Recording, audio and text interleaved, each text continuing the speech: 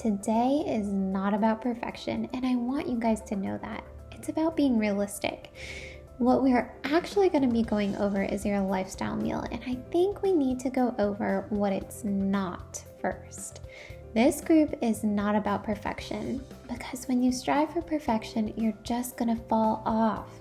And when you keep denying yourself, you're eventually going to end up face planting, just like I've done, in a bag of dark chocolate. And then what happens afterwards? The guilt comes. So what we want to do today is alleviate that need for perfection and know that regardless of what program you're on, even if you're on the 21-day fix, I am going to be allowing you guys to have an extra 500 calories or less for one meal each week. So, what are we doing? You have to give yourself permission. Give yourself permission to have a life. You have to reprogram your brain. Remind yourself it's okay if you have an ice cream, but you have to plan it. The only way we can work on this whole concept of not having guilt is if it's planned in advance. So, what can you eat? Whatever you want.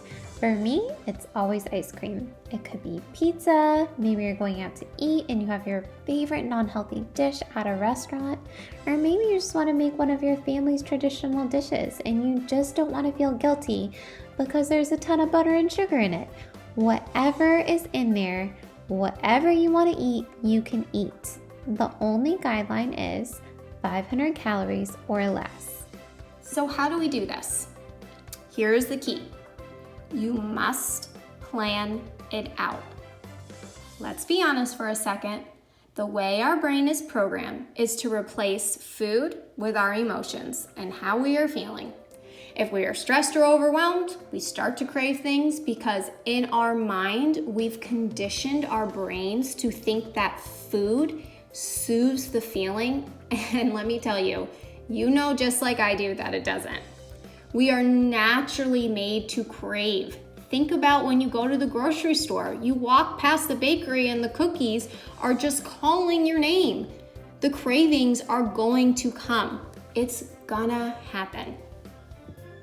With these lifestyle meals, it's about recognizing that your body is just craving something and you don't have to deprive your body from having it. So for example, say my lifestyle meal is on Friday.